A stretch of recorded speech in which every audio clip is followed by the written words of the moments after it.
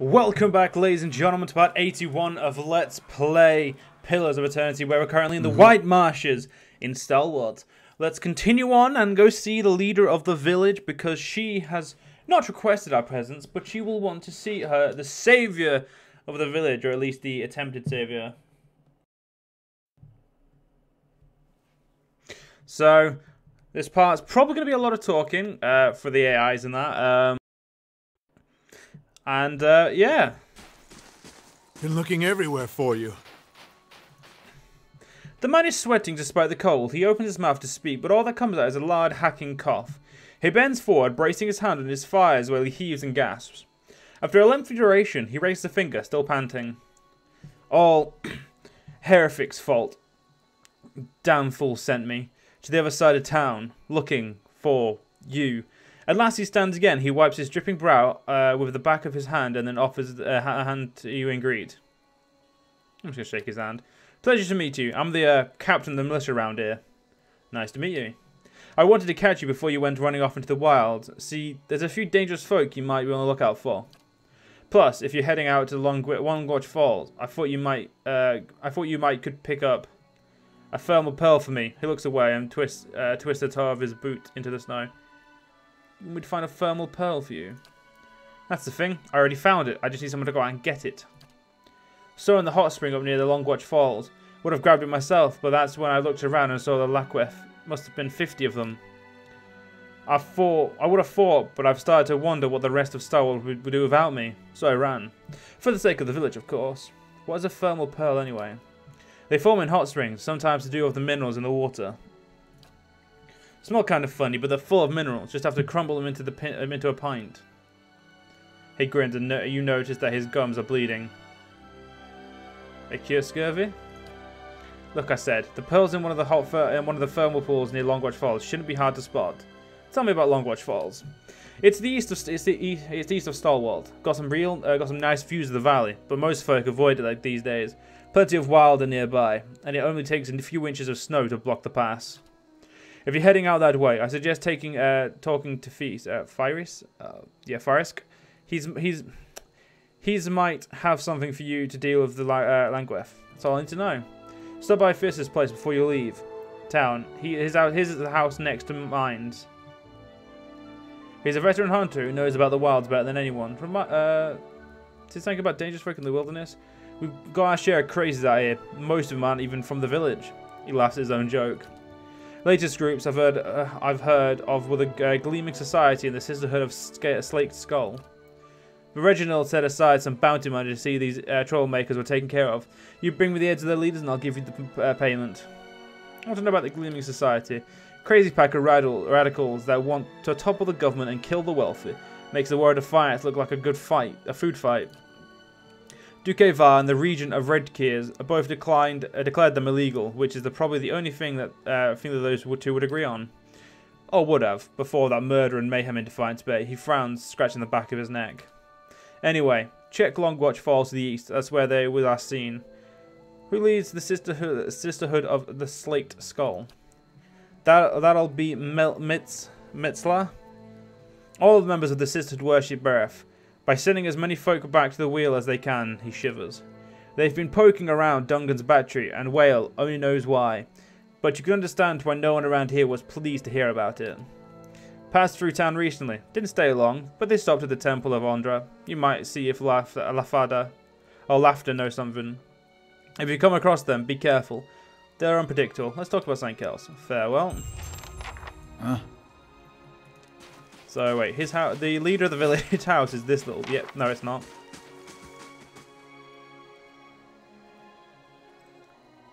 There it is.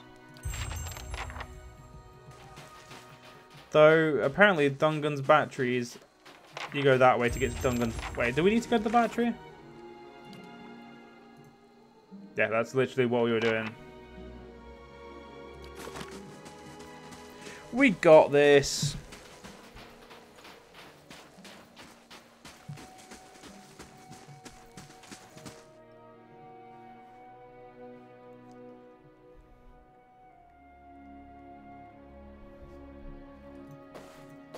It must be soon.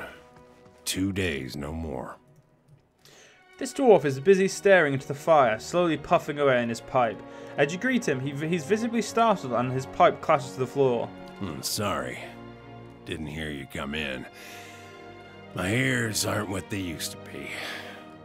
He stops, wincing, to retrieve his pipe. When he rises again, he has a hand against his side. Who are you? I'm Thiersch.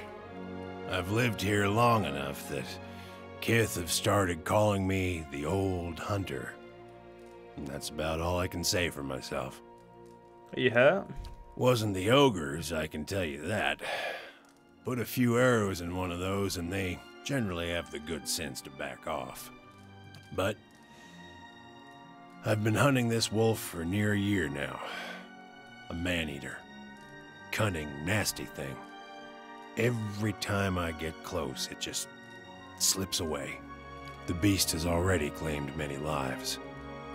The first victim was my son, Saldrin. Fish looks down at his pipe for a moment, features hardening. Got the better of me this last time. Distracted me long enough for one of its kin to turn up. Nearly bit me clean in half. I'm a few weeks out from trying again. I'm a hunter myself. I can track this wolf for you. It needs doing. But I warn you, this beast is not to be trifled with. It must make its lair somewhere to the west. If you mean to go there, keep your wits about you. Watch yourself on the mountain. In these lean times, everything looks like prey to something. I have some questions. Coming to your elders for advice, is it? What can I do for you? Teldor said I should come to you. I should talk to you before I head to Longwatch Falls.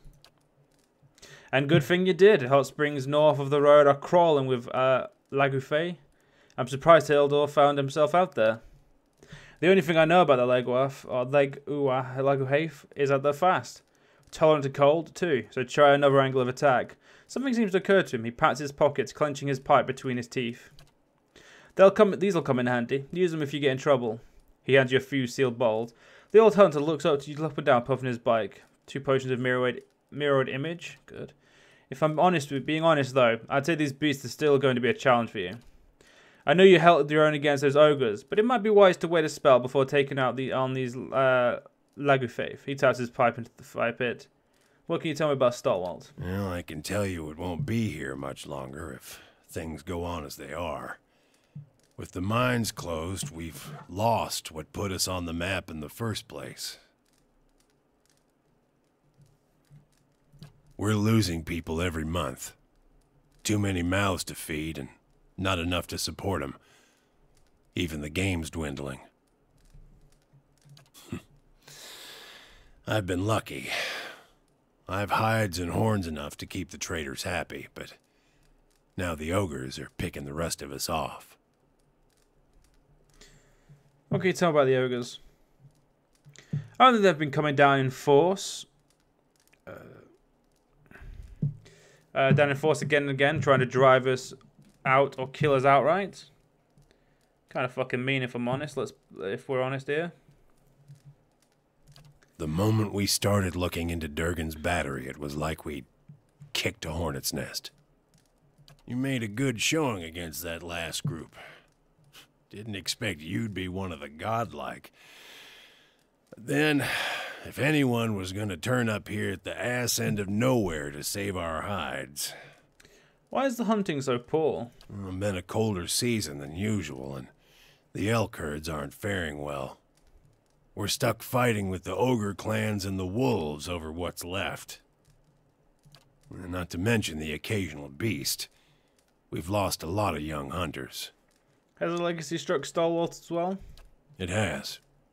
We had some hope in the early days that we'd be spared, isolated as we are. That hope died in a hurry. Not everyone's been so unlucky, of course.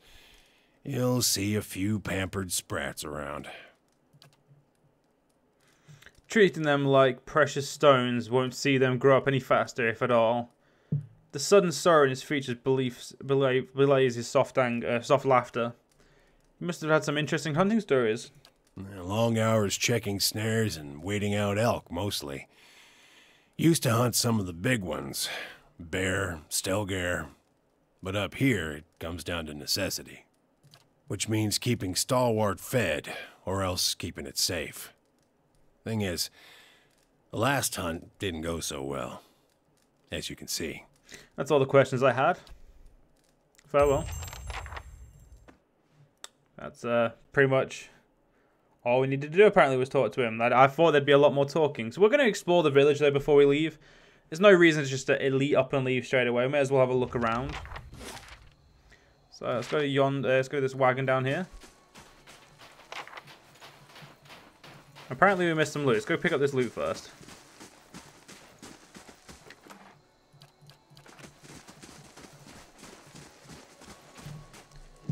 The Orland bows to you. Ah, the adventurer who saved the village. So good of you to visit my humble wagon. I am Udran. Or is it just Udran? Show me your wares. Show me what you have for sale. An exceptional hunt, but the remnants of whale's eyes. Let's put on... one Alof, actually.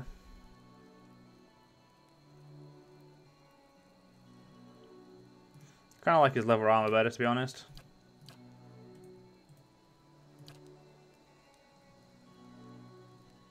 And I kind of like, yeah, I think we're just going to keep the weapons we've already got for that. That's way too fucking expensive. I'm not paying for all that. You can fuck off. Though I will pay for, you know, these.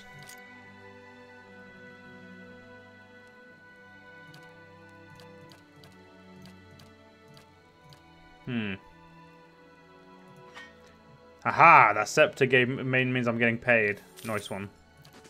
Yeah. How's business? He gestures at the village around him. Poor, like this place. Not much coin to be made in trading in furs and fish. I came to the White March because I assumed there would be no competition. I have none.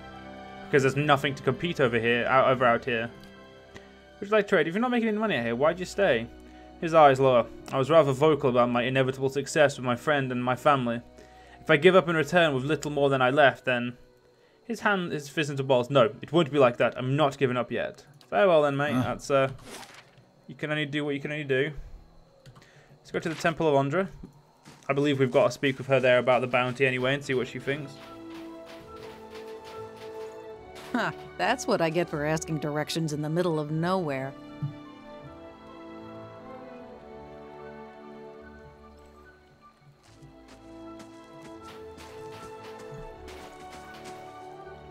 A dwarf paces with his head down and arms crossed, only stopping to hurl glances at the building behind him. His face is smeared dark with grime, and soot falls from his beard as he mumbles to himself. Work minds the bloody stumps in the place, and for what? He kicks at the mound of dirty snow. Start with nothing, leave with less. He extends his arms out. Who are you yelling at? And at idiots, that's who. And I'm as much to blame for believing them. The dwarf wrinkles his nose, nostrils flaring like a horse. Well, good riddance. Should have never settled here in the first place. Some things you mean to leave behind. Come to find out you packed them anyway. But I'm not leaving until I recover what's mine. They can't deny me again. Not after this. I can gesture the burnt-out building. Those sweet-tongued priests took my heirlooms. Bury the memories of my past, they said. Now I don't even have that. What priests? Only ones here. They occupied the temple some time ago, picking at desperate folk like vultures. Those priests, Ondra's dogs, so the goddess would forgive. That some things are best left to be forgotten. He nods towards a nearby temple. The leader, Lefter, I believed her words. Another one of them, a gift bearer, took my medallion. He closed his stocky hand into a fist. And now they won't tell me where it is. Why wouldn't they tell you? Because they think they know better, that's why. Said it was the only way I'd forget. What did you want to forget about your past? There was a different life, better days until... Oaken closes his eyes and shakes his head. Mote of soot falling from his hunched shoulders. It's my burden to bear, not yours. I thought to cast it away, but the memories I lost were all the wrong ones. What else did you give to the priest? The dwarf casts a measuring look at you. He quickly turns his head away and nods. You'd understand its value. My armor, a set finer than I've ever seen, but worthless to an old dwarf. I'd have traded it for the medallion, but fool that I was, I gave them both. Maybe there's something I can do. Not the kind of talk that I've grown used to these last few years. I admit, the priests may pretend otherwise, but folks here tend to look only after themselves.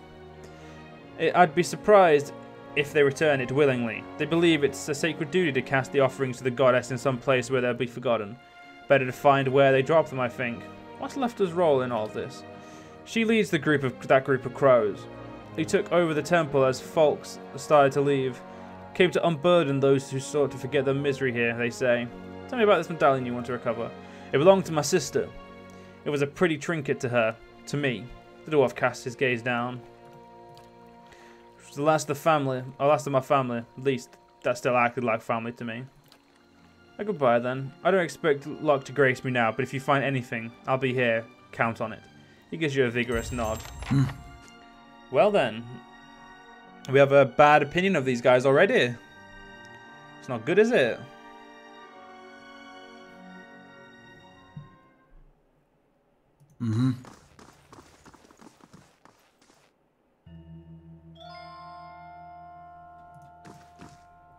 Veins course through this woman's pale skin like icy fissures, yet when she speaks, her voice flows warm and soothing. Andra welcomes you into her embrace. Her features soften with compassion. We're here to ease the pain of your past, ready to take your burdens. With a thin smile, she nods. If you let the goddess help with your hardships, of course. I want to ask you about Okrun's heirloom. The dwarf already asked. We gave him the counsel he needed. Slight irritation sharpens her tone. She seems to catch herself, modulating her voice back to a pleasant timbre. And naturally, we'll do what we can for you too. Ask what you will. Okrun wants his medallion back. She brings her hands together and nods. Ah, Okrun, how often we let the shadows of the past become a burden even to others. That medallion, it weighs on Okrun's mind. You're kind to help, but what he really needs is to cast away those memories. Isn't that for him to decide? He did. He understood the solace that the goddess can give to those like him. It was explained to him that many have second thoughts, but one does not withdraw something offered to a goddess. In time, the memories fade, and they come to see the wisdom of their original pledge. His belongings, his past, now rest in Andra's realm, to be forgotten so that the wounds of the soul may heal.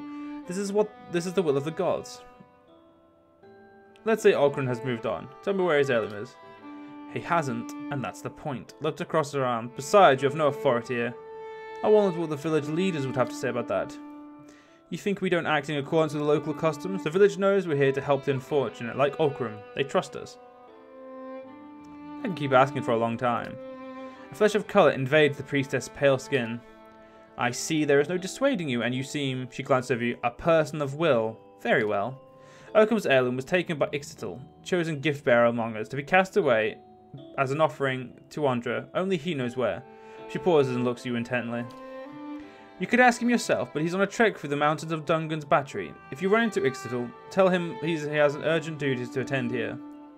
Tell me about your gift-bearer. Well, it's hard to believe that only the gift-bearer knows what Andra's chosen offerings are cast away. Is it? A goddess frees us from our earthly burdens. It's best only to know one of us knows where they are taken, lest we all end up suffering under their weight. Tell me about the gift-bearer. Ixtal has business near Dungan's Battery. Those mountains are dangerous. If you insist upon carrying out this request of Okrum's, then that's where I'd search Francis. Let me ask you something else. I heard that, tell me about Andra. Andra's the goddess of redemption, deep like an ocean and gentle as a mother. She's here to relieve her children of their darkest burdens. We came here to aid the village to heal the wounds of the past that fester in their souls. I thought Andra was the goddess of loss and mourning, not redemption. That's the priestess crosses her arms and shifts her weight. Common notion. Others may believe so, but the goddess' mysteries are profound. Her true power lies in redemption, redeeming or loss and regret. I want to know about the gift-bearers. Gift-bearers do Andra's most valued work. They carry the material burdens of the unfortunate souls into her embrace so that the goddess might help them forget. I heard that the worshippers of Beref visited you recently. Little happens around here that doesn't end in the mouths of villagers, but we're obliged to assist everyone regardless of their faith. A group of women came to us, yes. Their leader wanted to know of Dungan's Battery. I obliged and pointed them in its direction. They left as quietly as they arrived, which didn't make us any less concerned about their true intentions. This place has grown dangerous quite enough lately. Farewell. What thought of this guy? A young man dressed in sturdy leathers glares at you.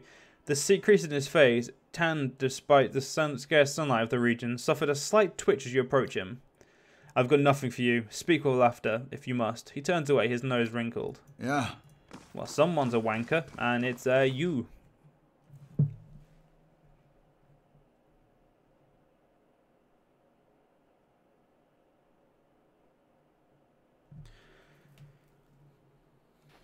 Unfortunately, ladies and gentlemen, though, we're going to have to end this part here because I have enjoyed. See you guys next part. See you guys then.